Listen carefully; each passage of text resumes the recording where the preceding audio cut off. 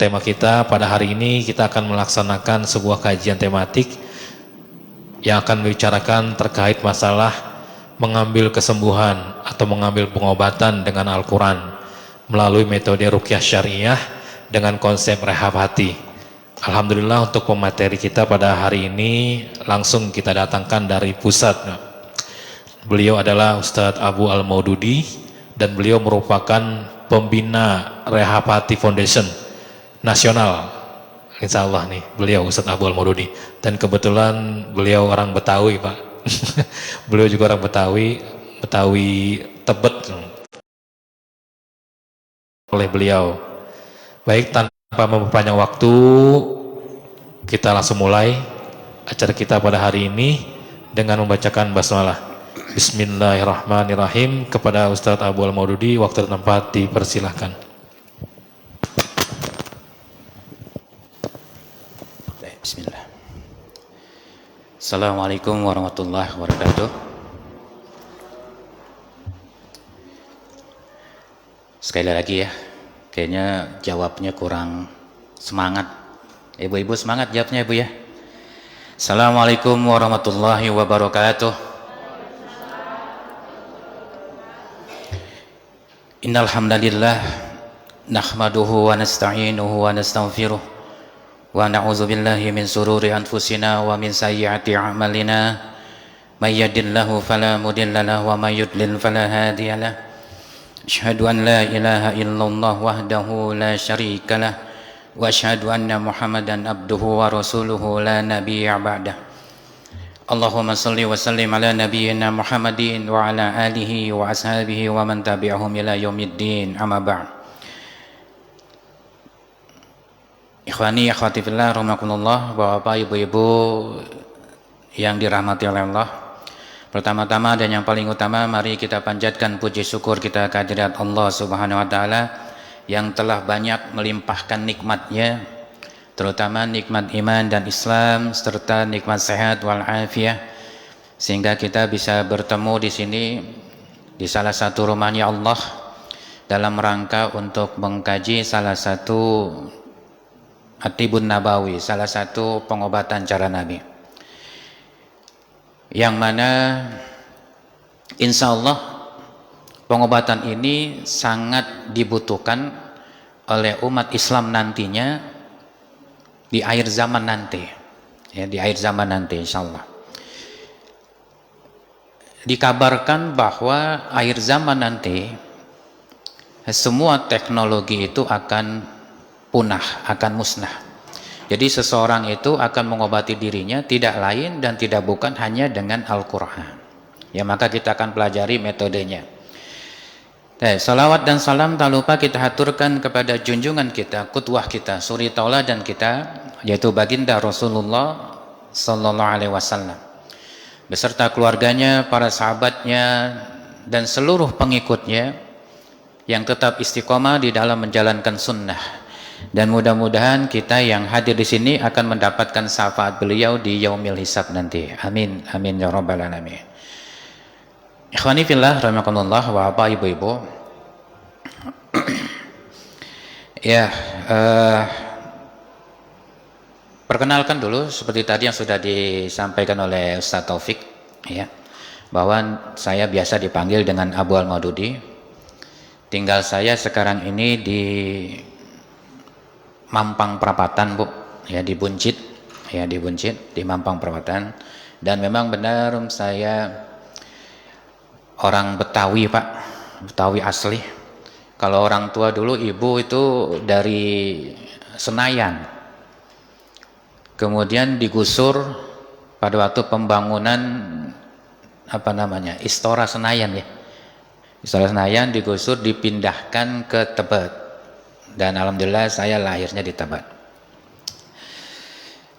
Dan saya juga sebagai salah seorang dari trainer rehab hati, ya, trainer rehab hati. Begitu juga dengan teman-teman Ustaz Taufik itu juga bagian dari salah satu trainer rehab hati. Sebenarnya acara ini sebenarnya berlangsungnya sampai asar, cuma qadarullah Katanya ada miskomunikasi sehingga pada zuhur ada acara lain. Sehingga kita cuma sampai di zuhur. Ya, kita bahas nanti insya Allah tentang makna penyakit. Insya Allah di pertemuan berikutnya kita akan bahas materi yang selanjutnya. Karena ini tematik ya, insya Allah. Dan konsep Prayapati adalah ini konsep Prayapati. Dalam menjemput kesembuhan, menurut konsep Prayapati itu ada 7 langkah atau 7 step atau 7 bagian ya. Yang salah satunya yang akan kita bahas pada kesempatan hari ini adalah bagian yang pertama, yaitu tentang sakit atau penyakit. Nanti kita akan bahas tentang pola dan alur strategi untuk menjemput kesembuhan yang sesuai dengan sunnah ya. Kemudian nanti kita akan bahas juga di hitungan yang kedua adalah tentang jin, sihir dan ain. Kalau kita bahas jin, kira-kira serem nggak Pak? Serem nggak Bu? Serem ya? Enggak, jin itu makhluk yang lucu kok. Cuma kita sudah salah sudah dicuci otak kita bahwa jin itu makhluk yang menyeramkan. Sebenarnya jin itu lucu, kecil, imut-imut itu ya. Karena apa? Karena jin ini berjalan di dalam aliran darah. Kalau aliran darah kecil atau besar Pak? Kecil. Jadi jin ini sebenarnya kecil. Tapi nanti kita bahas ya, jangan takut dulu. Jangan takut, nanti takutnya begitu dengar jin udah takut duluan. Nah, kemudian kita akan bahas juga nantinya tentang mukjizat Al-Quran.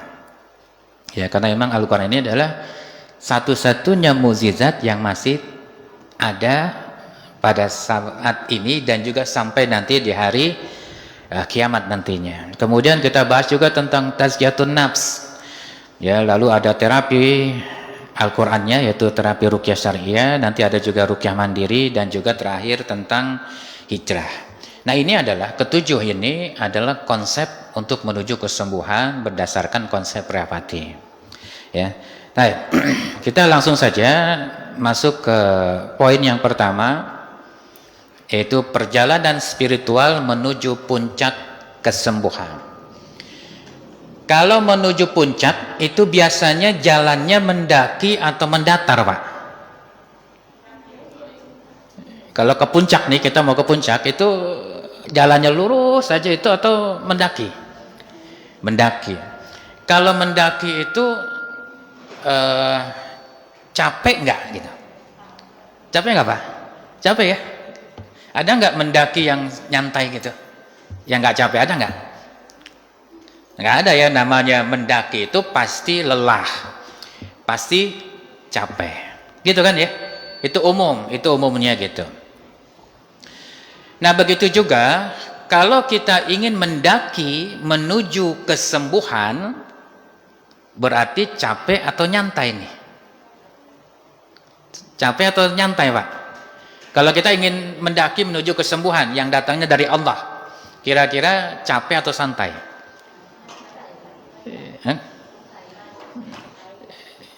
Pasti capek Bu. Iya kan? Coba kalau ada orang sakit nih, ya misalnya sakit gitu ya, pastikan dia capek tuh untuk mengejar kesembuhan kan? Capek nggak Pak? Capek ya?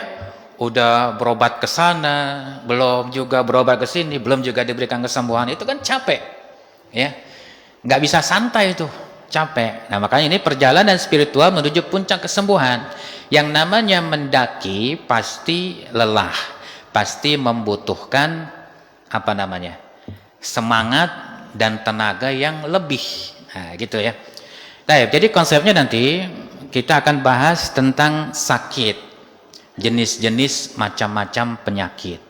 Kemudian kita bisa untuk mendiagnosa penyakit kita itu penyakit apa nih, sesuai dengan jenis penyakitnya nanti. Kemudian kita lakukan terapi ruqyah. Ya, kita lakukan terapi ruqyah. Yang ketiga, kemudian yang keempat Ada juga orang begitu diterapi dengan ruqyah, dengan Al-Quran, ada orang yang langsung apa? Langsung diberikan kesembuhan oleh Allah. Tapi ada juga yang perlu melakukan apa? Ruqyah mandiri. Dan tidak lupa pula ada yang setelah ruqyah mandiri ternyata belum diberikan kesembuhan juga oleh Allah. Maka dia harus melakukan apa? Hijrah. Mungkin awalnya dia sholatnya belum apa namanya? Belum benar, ya, mungkin masih bolong-bolong. Maka kalau mau sembuh, maka sholatnya harus dibenerin dulu, gitu, ya. Jadi untuk mencapai kesembuhan pasti membutuhkan suatu tenaga yang ekstra, ya. Baik, kemudian juga senantiasa hikmah itu lebih besar daripada musibah. Ya, kita mungkin merasa musibah penyakit ini begitu berat. Coba yang dalam keadaan sakit saat ini, coba ada nggak yang datang ke sini dalam keadaan sakit? Nggak ada. Nah, ya, Bapak ya, Bapak sakit apa? Stroke, Pak, stroke ya. Tentunya hikmah, ya, hikmah Allah berikan penyakit atau hikmah Allah berikan ujian atau cobaan itu jauh lebih besar daripada rasa sakit itu sendiri. Contohnya deh, kita sudah berapa lama masuk masa pandemi ini? Udah berapa tuh? 22 tahun ya, dari awal 2020 masuk ke Indonesianya ya. Masuk ke Indonesianya itu sekitar bulan Maret ya, Maret 2020. Tapi sesungguhnya itu sudah ada dari akhir 2019. Pandemi ini ternyata membawa banyak hikmah. Membawa banyak hikmah.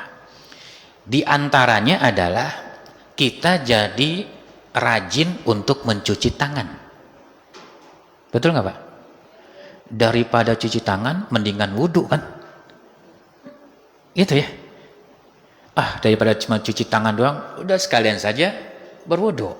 Itu satu, hikmah yang pertama. Hikmah yang kedua adalah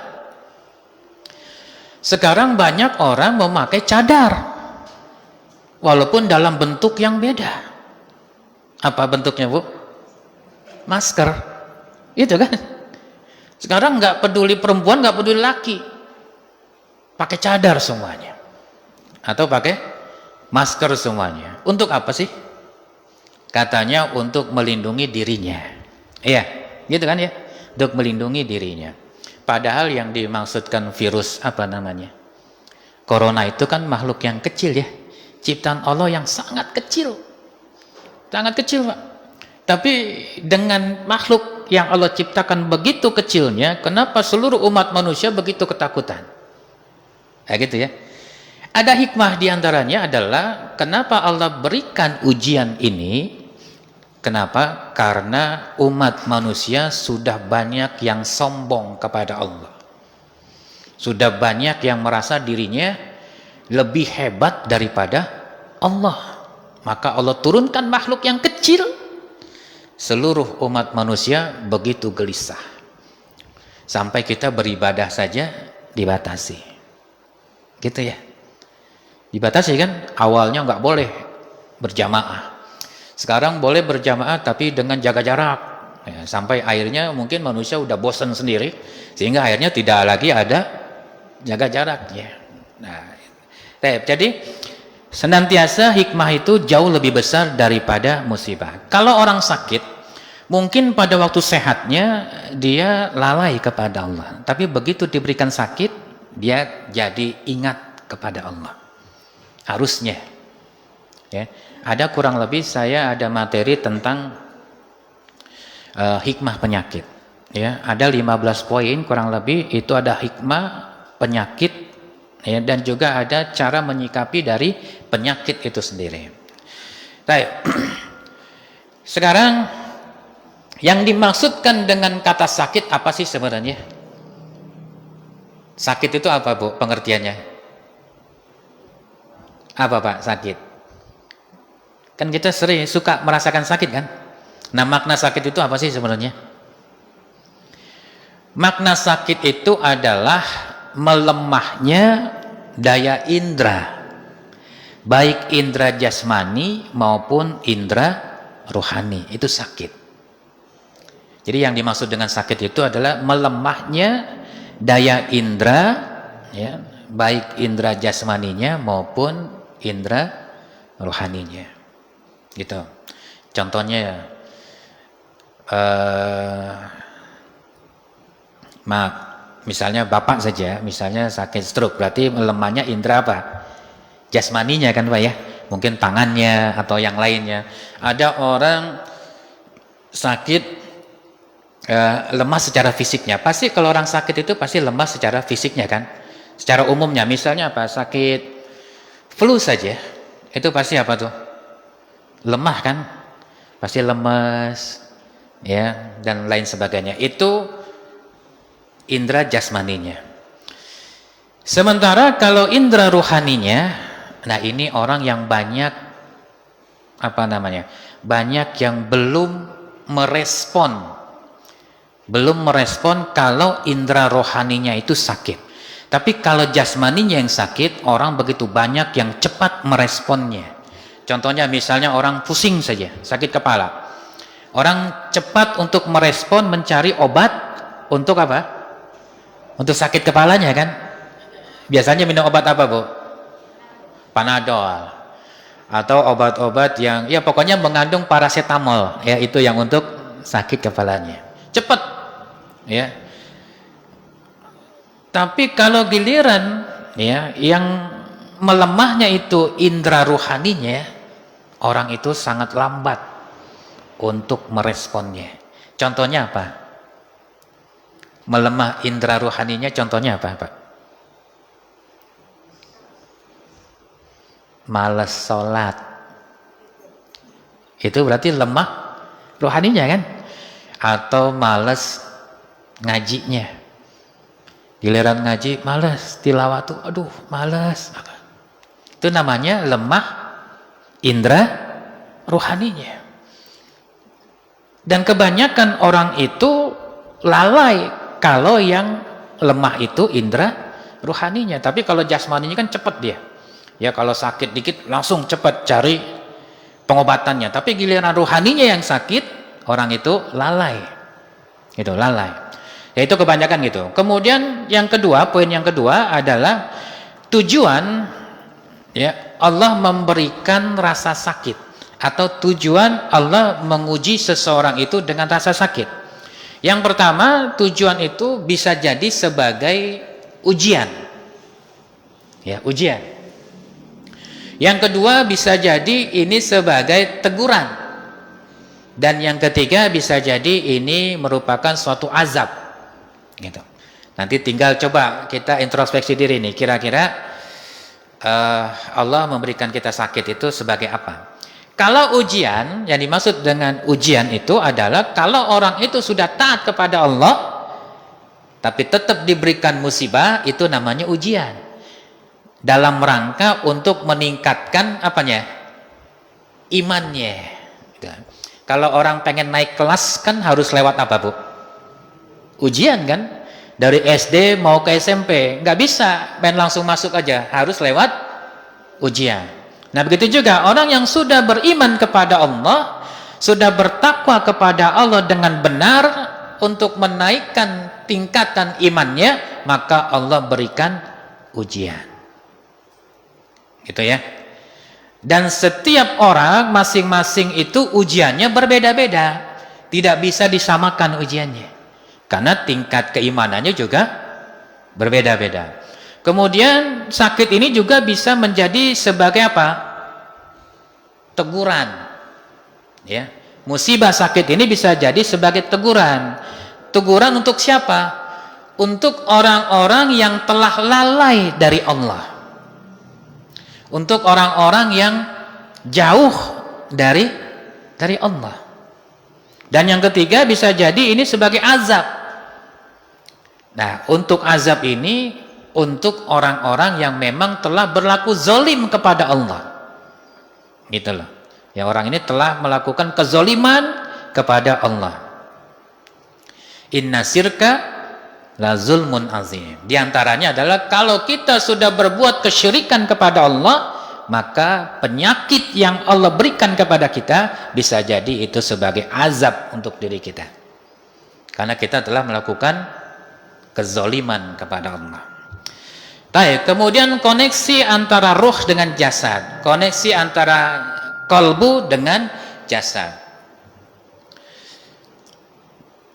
Pikiran kita atau tubuh kita akan merespon apa yang ada di dalam pikiran kita.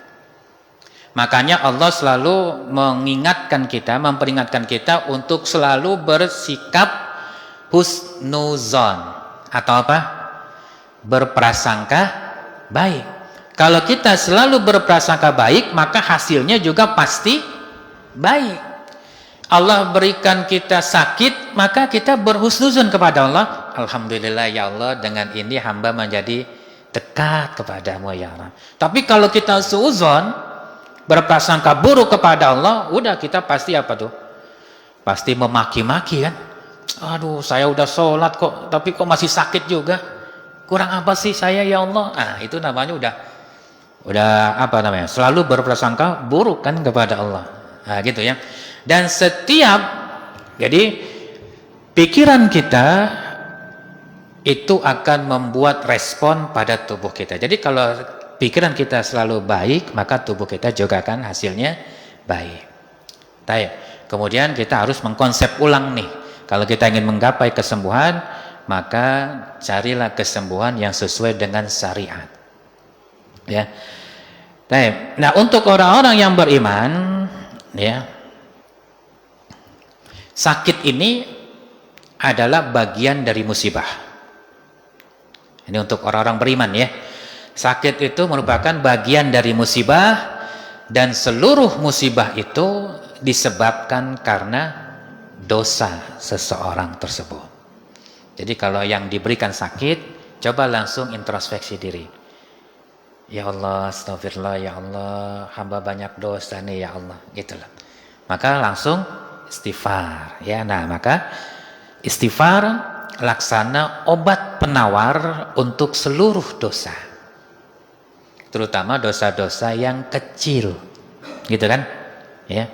Jadi sakit itu merupakan bagian dari musibah ya, dan musibah itu tidak lepas disebabkan karena dosa, dan dosa bisa dihilangkan dengan istighfar, dosa-dosa kecil. Tapi kalau dosa-dosa besar, maka harus dengan taubatan nasuha ya, dengan taubatan nasuha. Dan untuk menggantinya bisa dengan memperbanyak istighfar ya. Jadi sementara taubat nasuha itu adalah tidak lagi melakukan dosa, dan ini merupakan kesembuhan yang hakiki yang datangnya dari Allah Subhanahu wa taala. Gitu. Jadi kalau namanya taubat itu sakit yang membawa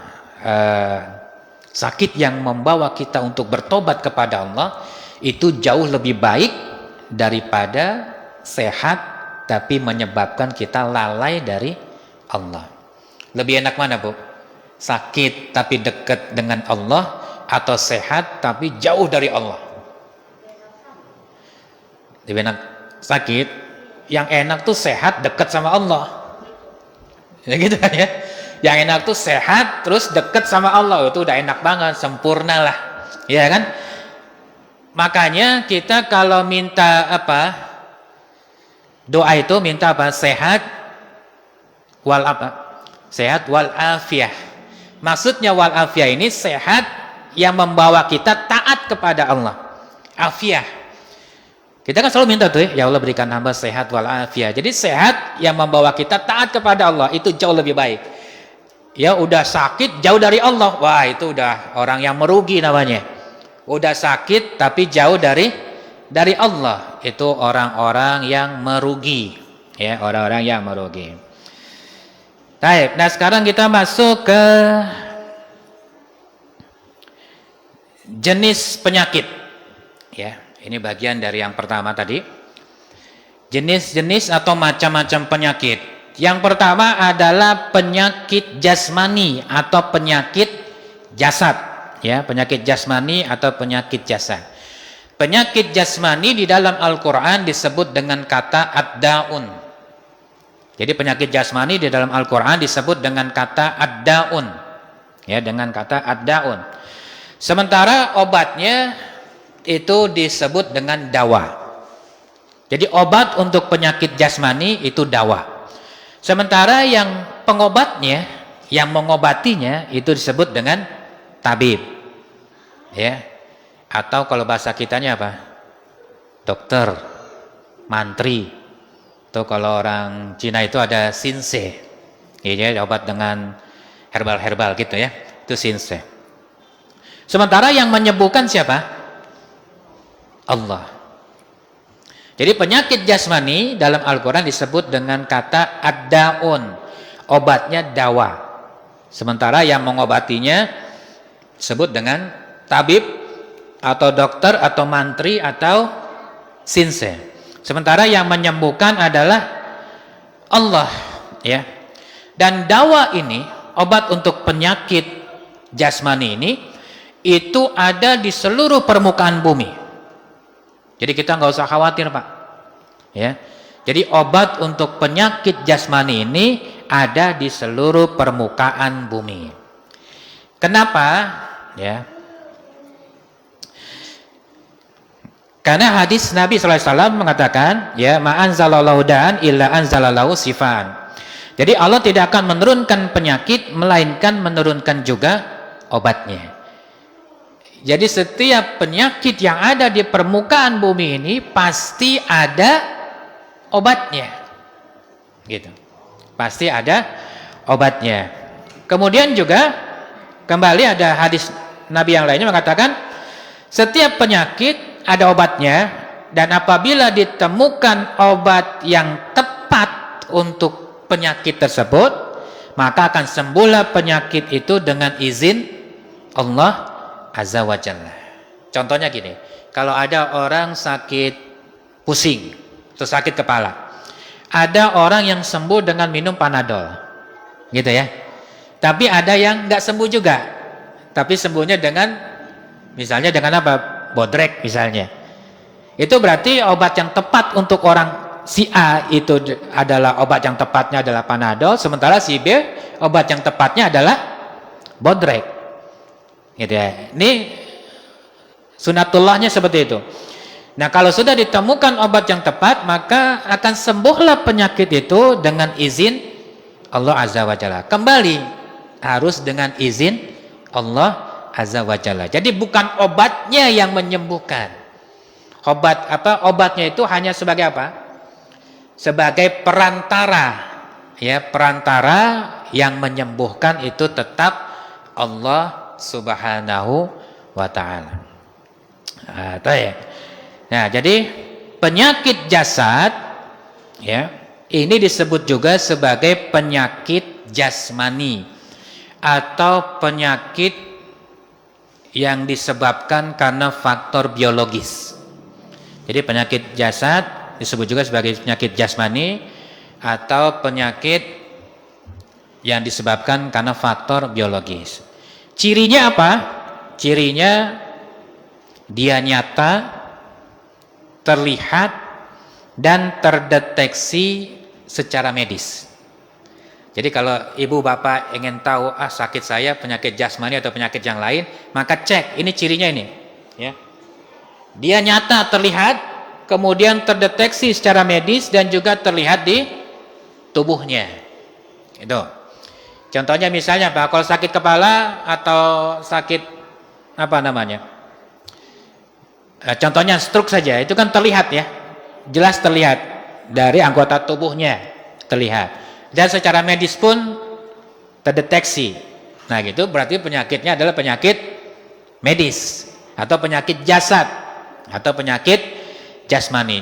Contohnya apa? Penyakit di perut, di jantung, di tulang, di otot atau organ tubuh yang lainnya ya, atau organ tubuh yang lainnya. Ini banyak jenis-jenis penyakit jasmani atau penyakit jasad. Nah, untuk obatnya, untuk dawa tersebut, dawa itu kan obat untuk penyakit jasmani, itu bisa terdiri dari beberapa macam obat. Di antaranya apa? Ada obat-obatan medis atau medicine ya dalam bahasa Inggrisnya, berupa obat-obat yang berasal dari bahan-bahan kimia ya. Fungsinya adalah untuk membunuh sel atau untuk membunuh bakteri atau untuk membunuh virus-virus yang menyerang tubuh kita. Jadi obat dawa ini bisa terdiri dari obat-obatan medis, atau bisa juga obat-obatan yang secara tradisional atau obat-obatan herbal. Ya, obat herbal. Ya, ini obat alami, obat yang berasal dari turun temurun, yang dulu sudah diajarkan oleh orang-orang tua kita dulu. Ya. Dalam bentuk apa? Ada dalam bentuk makanan, akar-akaran, atau buah-buahan, atau daun-daunan. Contohnya gini, orang yang sulit tidur, kalau bahasa medisnya apa? Yang susah tidur, insomnia, gitu ya, insomnia. Kalau kita berobat ke dokter, dikasih obat apa? Obat tidur, gitu kan? Obat tidur. Nah, kalau untuk herbalnya itu bisa minum dengan daun pegagan namanya. Daun pegagan. Aduh, apa ya kalau di Jakarta sebut antanan. Tahu antanan, daun antanan? Nah, itu daun antanan ya. Daun antanan. Nah, itu diminum. Ya, diminum. Itu obat untuk orang yang sulit tidur. Itu herbal contohnya ya. Makanya kalau orang sulit tidur itu atau insomnia, kalau ke medis pasti dikasih obat tidur yang berasal dari obat bahan-bahan kimia tuh, campuran racikan. Tapi kalau kita minumnya herbal, itu cukup dengan menggunakan daun pegagan atau daun antanan. Kalau di Sunda biasanya disebutnya antanan. Gak tahu kalau di Betawi apa namanya ya.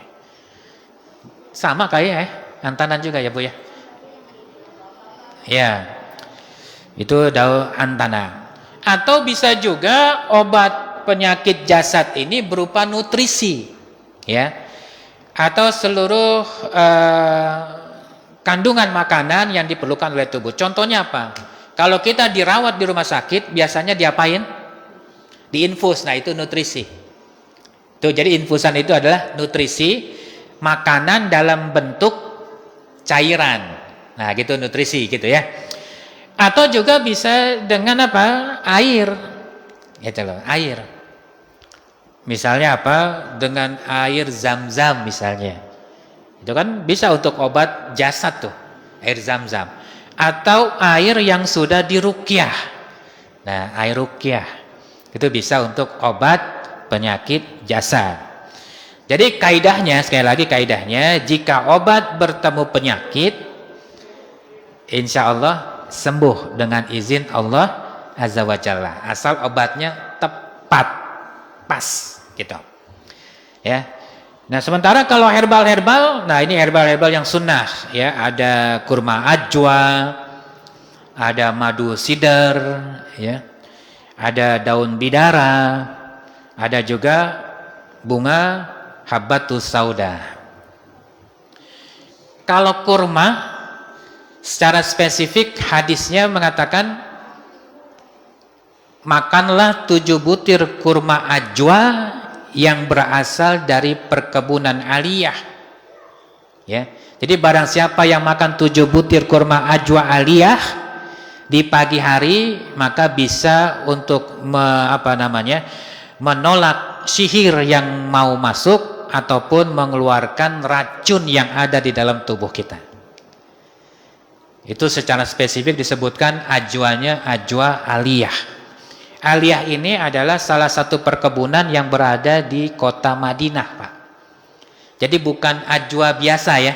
Kan ada ajwa Madinah, ada ya. Tahu kan ajwa Madinah ya? Jadi kalau yang sudah umroh, udah berangkat haji itu biasanya kan suka bawa oleh-oleh kurma ajwa tuh. Nah, sekarang kalau bawa oleh-olehnya, cari kurma ajwanya cuma yang aliyah. Itu spesifik untuk orang terkena gangguan sihir atau orang yang terkena racun. Dimakannya 7 butir setiap pagi ba'da sholat subuh, sebelum makan apapun. Jadi bangun habis sholat subuh langsung konsumsi 7 butir. Gitu ya. Itu ada hadisnya secara spesifik. Kemudian kalau madu yang terbaik di muka bumi ini adalah madu yang berasal dari Yaman, dari negara Yaman. Jenis madunya macam-macam, ada madu sider. Kalau madu sider ini maksudnya adalah lebahnya itu menghisap nektar dari pohon sider atau pohon bidara. Kalau di kitanya disebutnya pohon bidara. Di sekitar sini ada nggak pohon bidara? Nggak ada, sudah ya. Pohon bidara. Kalau dulu di Betawi itu banyak pohon bidara. Sekarang ini sudah jarang pohon bidara. Padahal sunnahnya itu banyak. Salah satu sunnah menggunakan daun bidara itu adalah untuk memandikan mayit. Jadi sunnahnya mandikan mayit itu menggunakan pohon atau daun bidara. Kalau sekarang diganti dengan apa, Pak? Dengan kapur barus kan? Padahal sunnahnya daun bidara. Atau yang kedua sunnahnya adalah untuk mandi wanita-wanita yang baru suci dari haid ataupun nifas. Jadi wanita yang baru selesai haid nih, mandinya sunnahnya dengan air campuran daun bidara. Atau yang baru selesai lahiran setelah berapa masa nifasnya itu, ya selesai masa nifasnya, maka mandinya bersucinya dengan air yang dicampur dengan daun bidara. Atau seseorang yang baru masuk Islam atau mu'alaf, maka sunnahnya untuk mandi dengan daun bidara. Kalau di dunia, jadi daun bidara ini adalah salah satu, pohon bidara ini adalah salah satu pohon surga yang sudah ada di dunia. Kalau di dunia pohonnya itu batangnya berduri, Pak. Batangnya itu berduri, banyak durinya, itu durinya luar biasa tajamnya tuh. Kalau nggak sengaja kita tertusuk itu perihnya luar biasa. Tapi nanti insya Allah kalau di surganya Allah, pohon bidara ini tidak lagi berduri. Bapak Ibu sudah akrab dengan kata Sidratul Muntaha. Akrab nggak?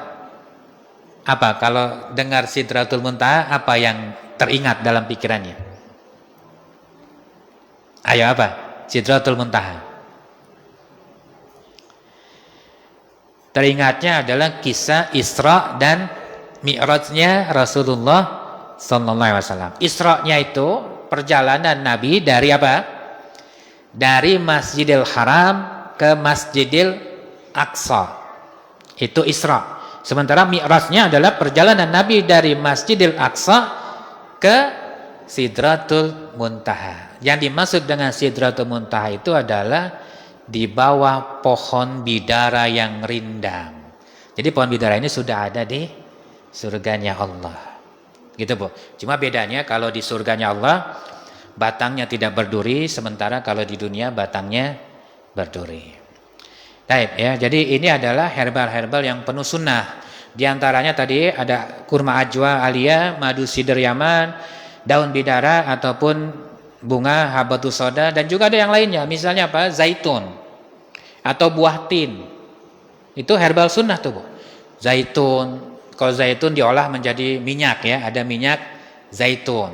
Kalau tin ada yang makan buahnya langsung, ada juga diolah jadi minyak juga ada.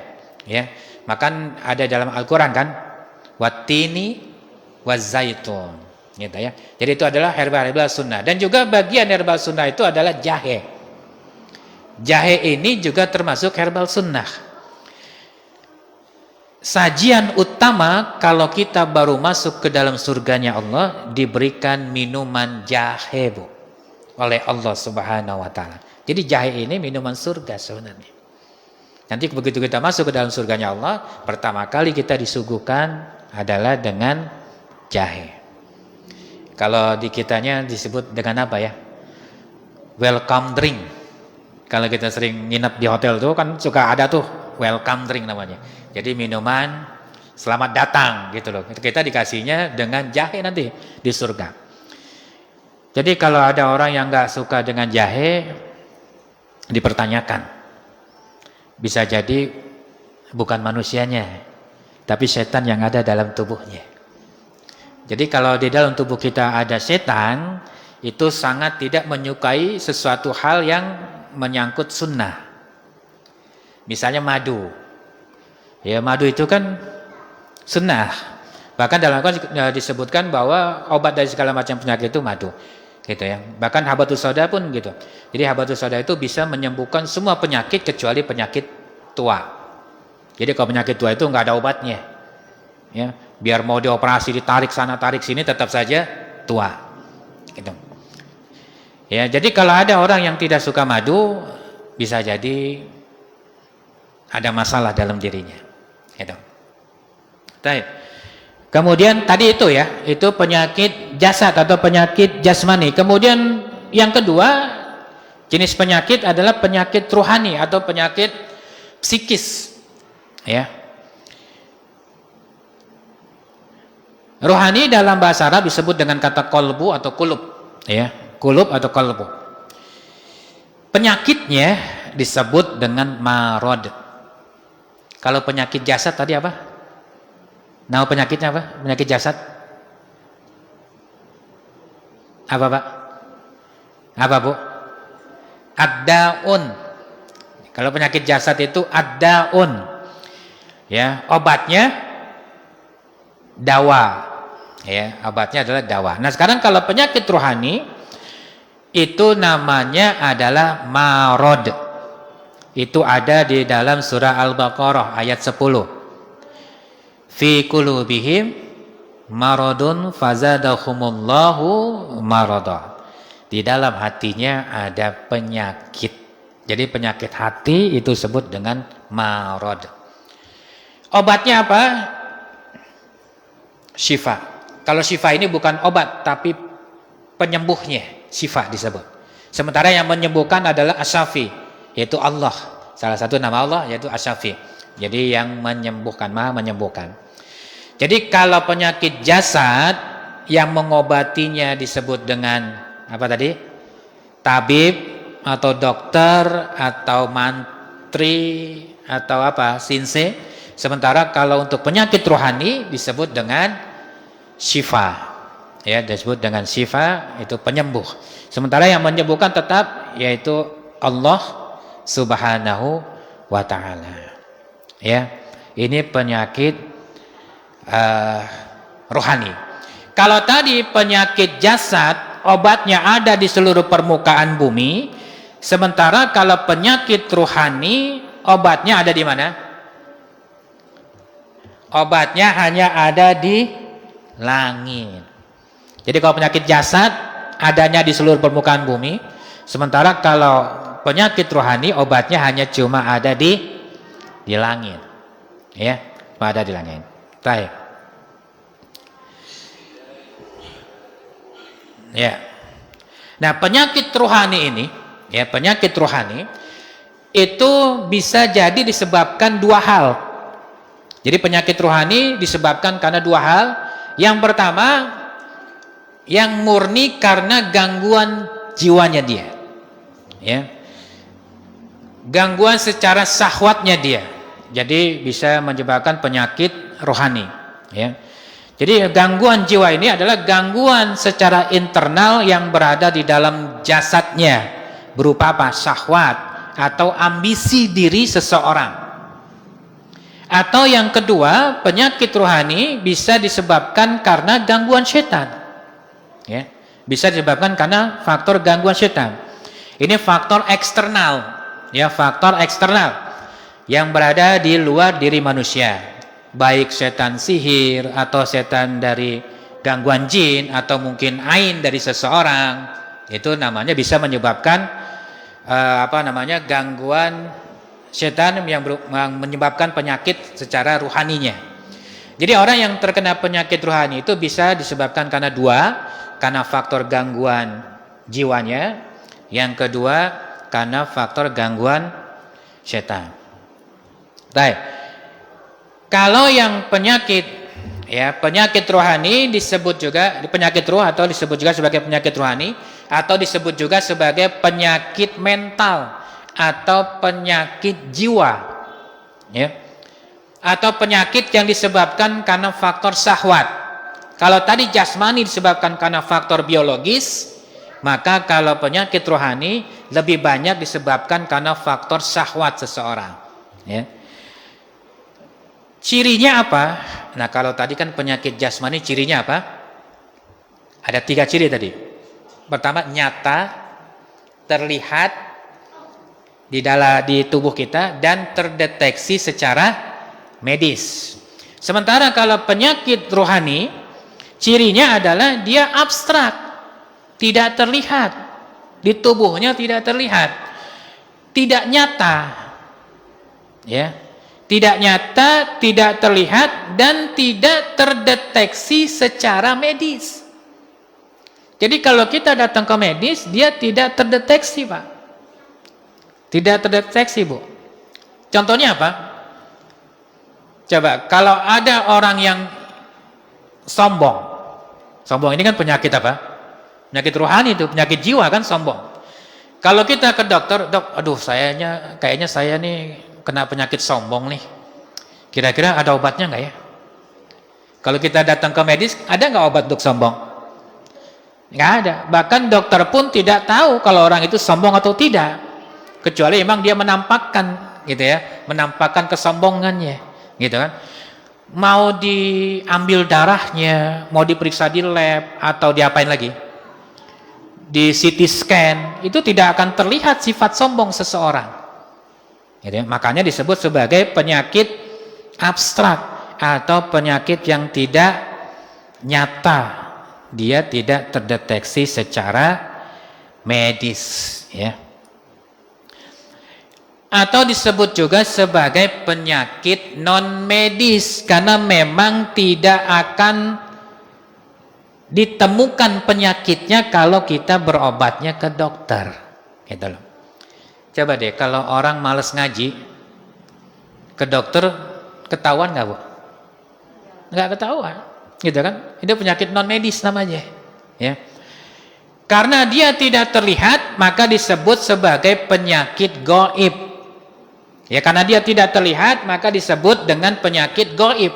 Karena sesuatu yang tidak terlihat itu disebut dengan gaib, ya.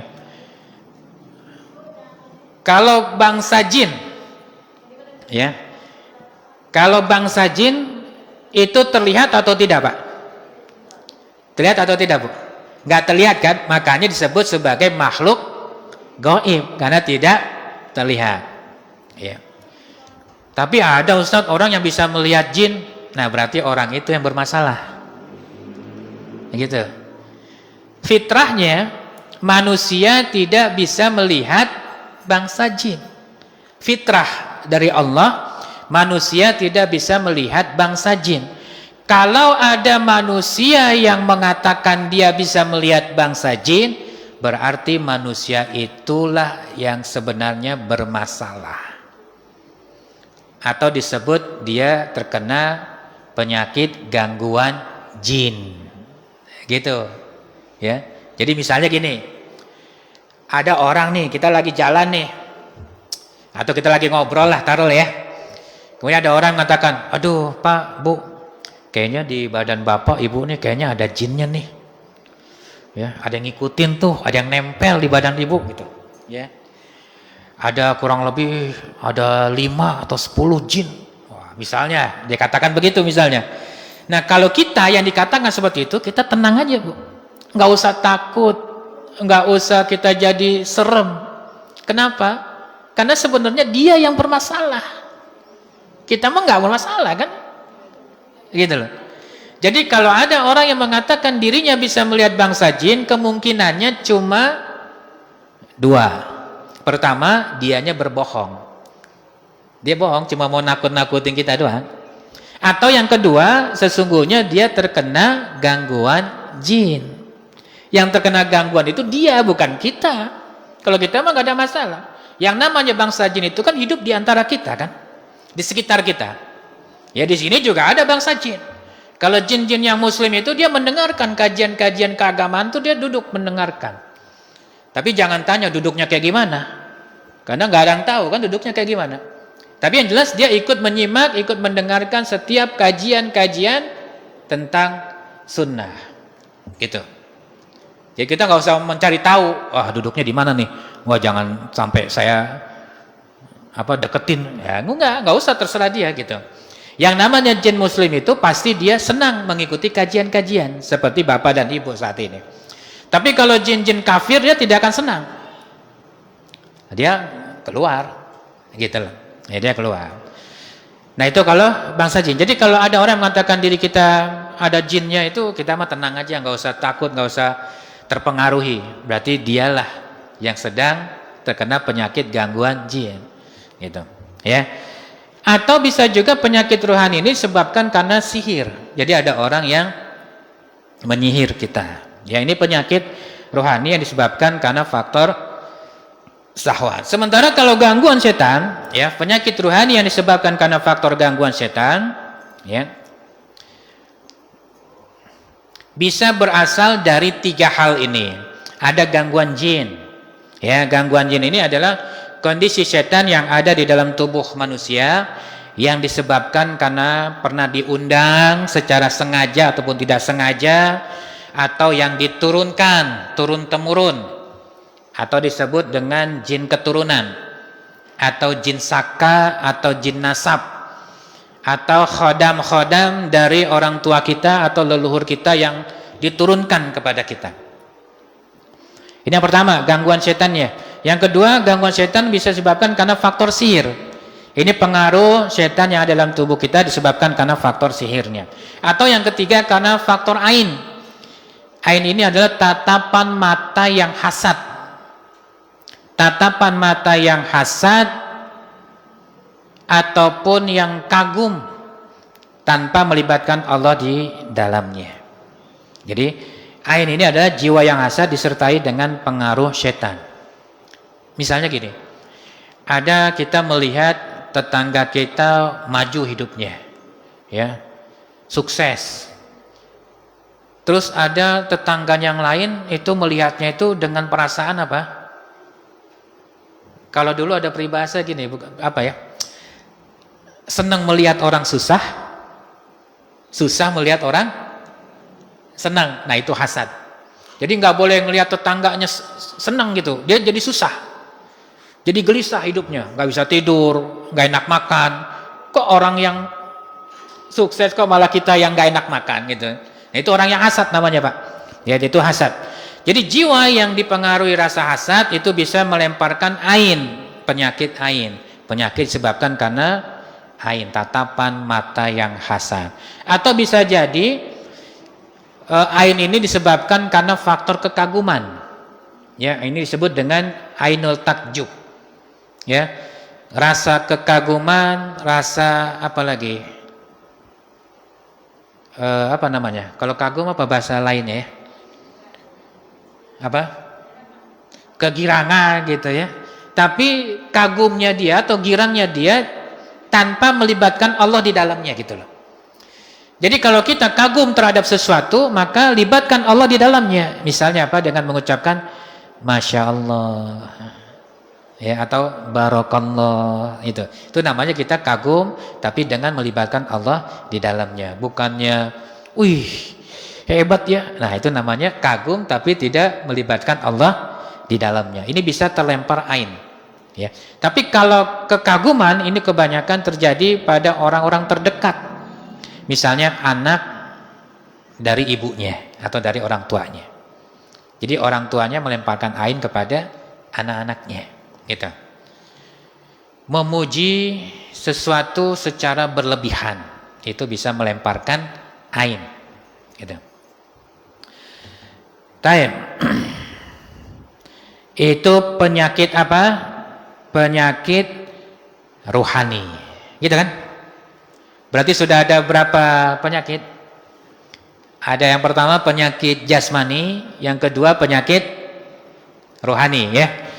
Kalau tadi penyakit jasmani itu ada obatnya di seluruh permukaan bumi, ya kan? Carilah obat ini di permukaan bumi dan gratis, Pak.